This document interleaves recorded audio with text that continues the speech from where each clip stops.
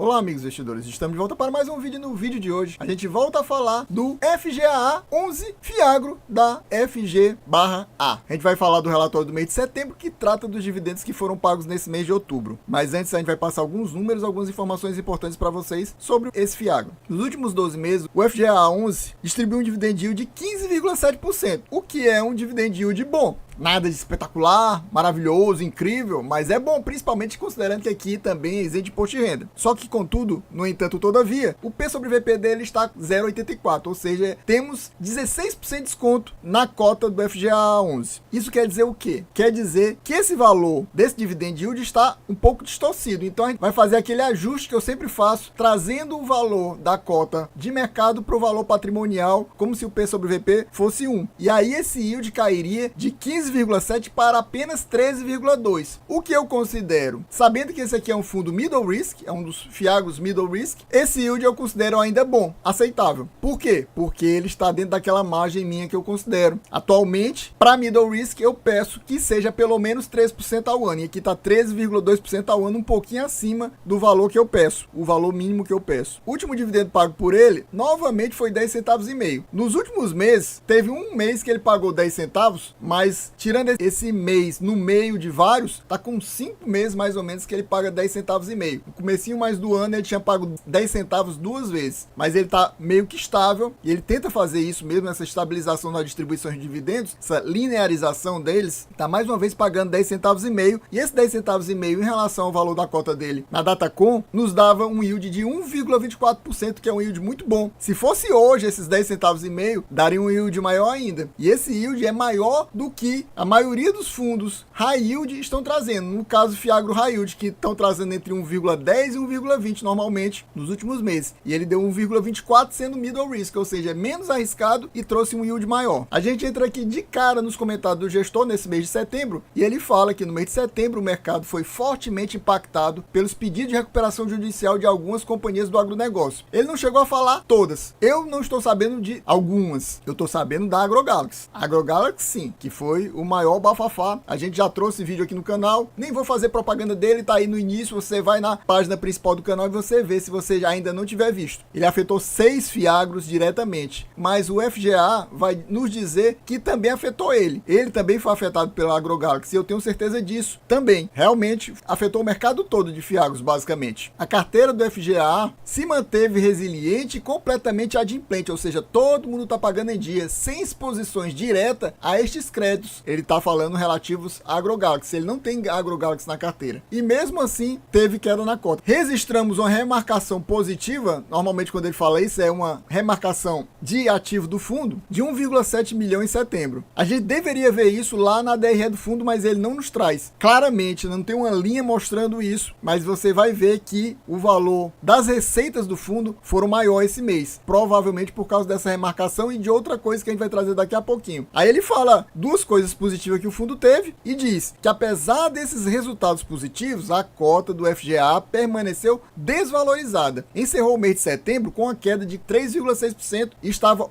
8,48 e continuou em declínio até o dia 10 de outubro, sendo a mínima negociada a R$ 8,04. Ou seja, caiu no mês de setembro até 8,48 e até o dia 10 de outubro caiu mais 44 centavos, mesmo sem o fundo ter nada a ver com a AgroGalaxy. Isso dá uma desvalorização em relação ao patrimônio de 16,5%. E a gente viu no começo do vídeo que ele está com uma desvalorização atualmente de 16%. Então, basicamente, está nessa mínima dele. Aí ele fala, por que isso está acontecendo? Qual é esse efeito causado pela AgroGalaxy? É o reflexo de aversão ao risco no mercado, que vai sendo intensificada por eventos como recuperação judicial da AgroGalaxy, que afetou fortemente outros fiagros, ou seja, não apenas ele, afetou os 6, principalmente os 6 que tinham na carteira AgroGalaxy, mas impactou o mercado como um todo. Mas ele não falou, mas isso aqui também não é só isso aqui, ainda tem a questão que no mês de setembro para esse mês de outubro, tá tendo uma valorização, tá tendo uma alta do Tesouro IPCA+.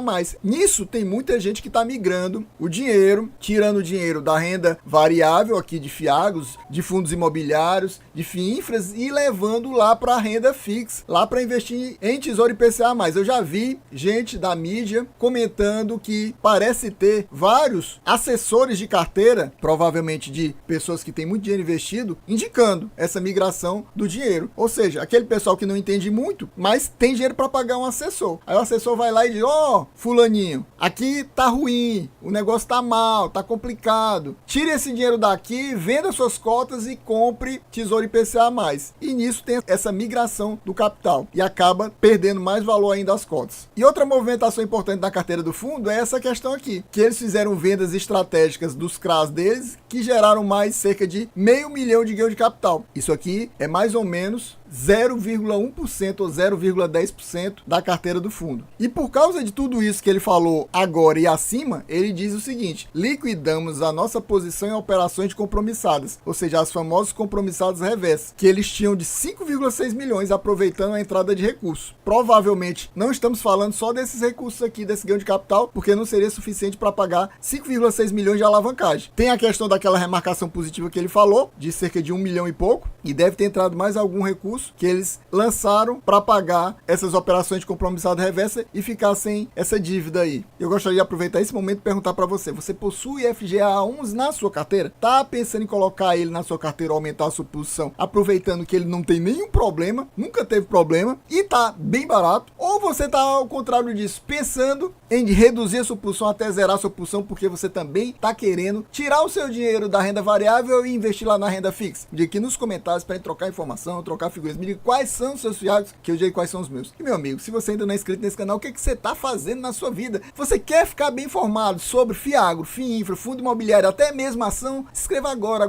mesmo, não pense mais nada, já se inscreve, já deixa aquele likezão, precisa deixar aquele likezão e também ativar o sininho para receber as notificações dos próximos vídeos o mais rápido possível. Assim que sair, você já tenta assistir para aumentar o engajamento, o YouTube distribui para mais pessoas e a gente bater a nossa meta de views do mês e trazermos no próximo mês mais uma leitura do relatório do mês de outubro aqui do FGA11. Mais uma notícia que ele nos traz é essa aqui. Neste contexto todo que ele falou nas páginas anteriores, a gestão está estudando a possibilidade de implementar um programa de recompra de cotas. Isso é algo que eu nunca tinha visto, pelo menos eu nunca tinha visto, falada em relatório nenhum, de nenhum fundo imobiliário, nenhum fiagro, nenhum FIINFRA. Aí você vai dizer: ah, mas eu já vi em tal fundo, mas eu não vi. Não vi, nem li e nem vi em vídeo de ninguém. Então, para mim, isso aqui é uma novidade. Isso aqui é algo que eu já vi acontecer com ações. Com ações eu já vi, mas recompra de cota de fiagro nunca vi na vida. E nem de fundo imobiliário, nem FIINFRA. Isso ele diz que está querendo fazer isso, aproveitando esse desconto significativo que as cotas do fundo têm atualmente. Mas isso ainda não está certo. Ele só está dizendo que pode fazer isso. E aí ele diz que isso necessita de ajustes no regulamento do fundo que estão sendo analisados com base na recente regulação da CVM. A minha grande preocupação em relação a esse fundo, meus amigos, é essa posição nesse top 3 devedores. Alcoeste, praticamente 15% da carteira, WD, praticamente 15% da carteira. Lembrando que no mês passado, ou 2 meses atrás, se eu não me engano, uma dessas duas teve uma redução na posição que ela tinha. Eu acho que era mais, não me lembro exatamente quanto, eu acho que 17%, 18%, e teve uma redução. Eu acho que foi Alcoeste, não tenho certeza. Mas mesmo assim ainda continua muito alto. Lembrando que eu acho o ideal até 5%.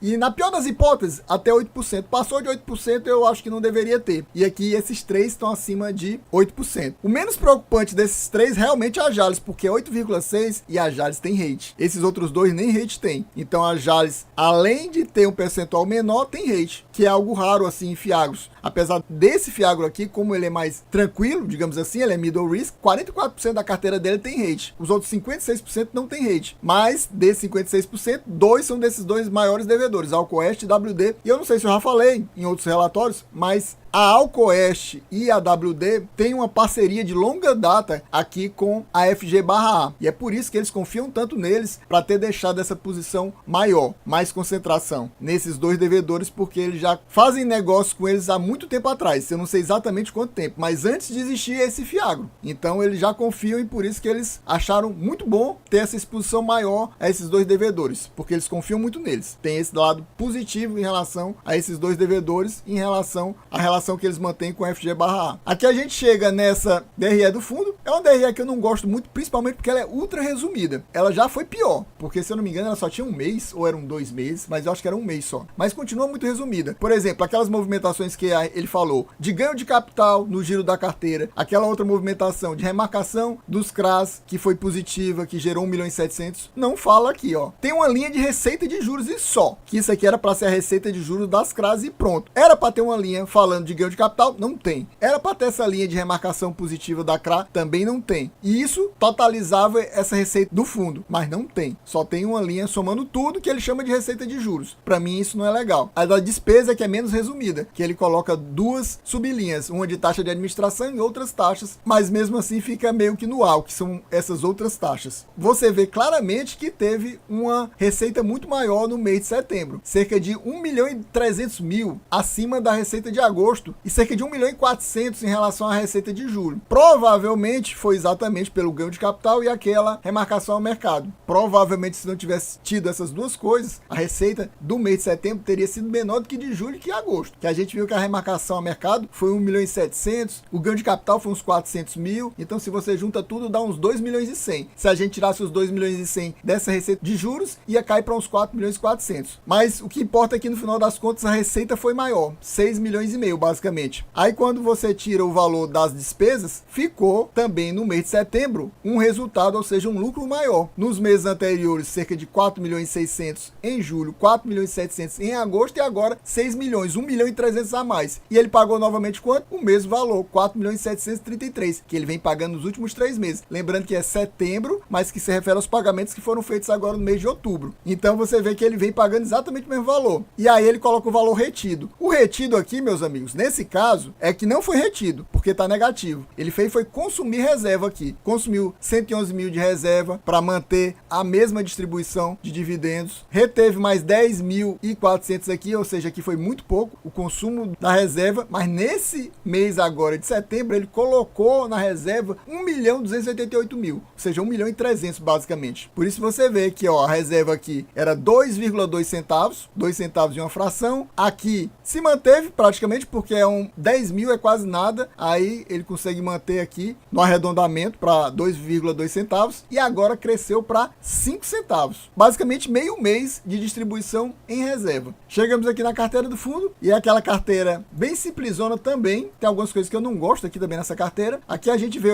o tipo de ativo do fundo. Você vê que ele praticamente é tudo CRA, mas tem essa CRI da Cibra Fértil. A Cibra é um devedor que está presente em vários fiagros e até FIINFRA, se eu não me engano, e é sempre CRI, Lá no FIINFRA normalmente é debenture, mas lá é CRI. Aqui normalmente é CRA, mas é CRI também no fiagro. Você vê que ele possui outros fiagros na carteira, mas a gente não sabe, ele não diz pra gente quais são os fiagros que ele tem na carteira, mas a gente sabe que é uma boa quantidade, 5.300.000 de fiagros. Aqui é o caixa do fundo, cerca de 21,5 milhões.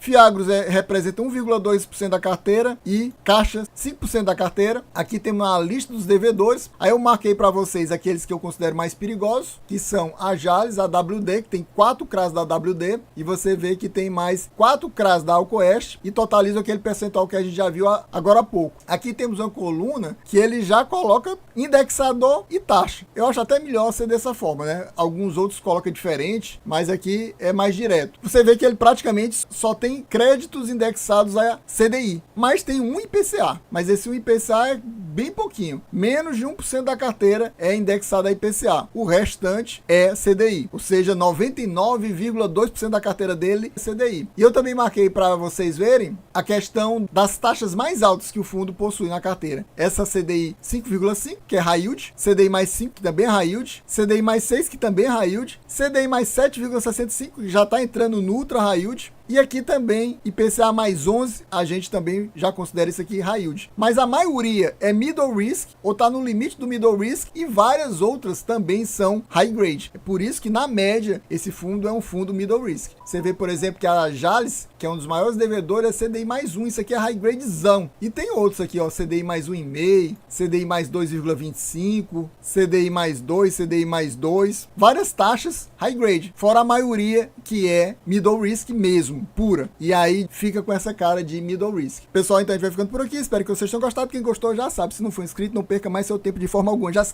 inscreve. Não pense mais nada. Também deixa aquele likezão também sem pensar em muita coisa. E ative o sininho para receber as notificações dos próximos vídeos. E também comenta aqui para ajudar a gente a aumentar a quantidade de views o máximo possível. E no próximo mês estamos trazendo novamente uma leitura do relatório do mês de outubro aqui do FGA 11 da FG/A. É isso aí, valeu, até a próxima e fui!